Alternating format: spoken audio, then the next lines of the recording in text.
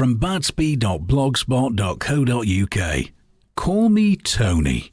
Casting himself as a white, messianic Mandela or maybe a Milky Mao, David Cameron's New Year message promises a long walk to a greater Britain, when what he really means is a short walk into the deadly embrace of the EU. The future of Britain's relationship with Europe and the future of Britishness, about to be drowned by uncontrollable immigration, are not even on the table. In his devotion to throwing away the key to the Euro shackles, Cameron has finally ascended the coveted throne and become the heir to Blair. His declared aims are to tackle poverty, extremism, housing and social mobility, none of which will change significantly without the heavy hand of state, backed up by a force he does not command.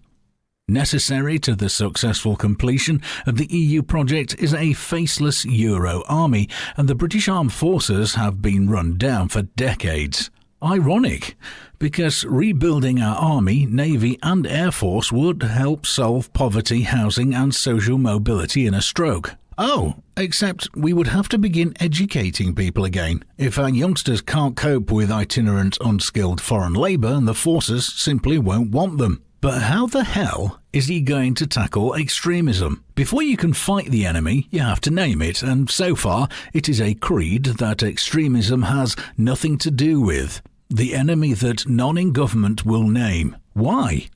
Apart from a political class in cahoots and certain immediately recognisable, I'll come to that, agenda-driven sectors of the population, the people most adversely affected by the overwhelming numbers of inappropriate new neighbours are those who are already the most vulnerable to poverty, the people nobody consulted before planting mosques in their midst. Immediately recognisable? It can't come as much of a surprise to those social justice warriors who espouse equality for all, at the ironic expense of poor white folk naturally. Also swallow wholesale the guilt-ridden climate change project. They will be anti-Zionist and anti-fascist, believe without question that ethnic culture trumps the indigenous, and deny, in the face of all the evidence, that Muslim ghettos exist.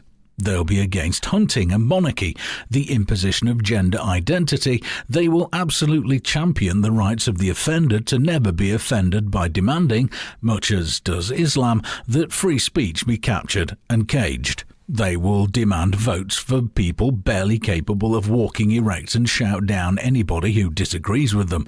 They will call you racist and bigot and any kind of made-up-ophobe in the belief that making you a pariah will cancel out your reasoned argument or rational fears. They may well also be vegans, stop the war protesters, Occupy clones in Guy Fawkes masks, and have jobs in the diversity industry or the media. They will certainly have a tinge of green about them. You do seem to get the whole package, all or nothing. They call it progressive to conceal the reality that they want to reverse progress. But the question still remains, why? Why would you wish for the death of your own identity? Why would you want to reduce economic and physical security, personal freedoms and tolerance of all views, even if you do disagree? Why would you persist in aiding the enemy in this time of war, when it's so obvious that all you've done is create deeper divisions in society, leading to segregation, enmity and fear? Why do you carry on without question? We used to have a name for those who betrayed our sovereignty and safety, but we're probably not even allowed to say traitor anymore.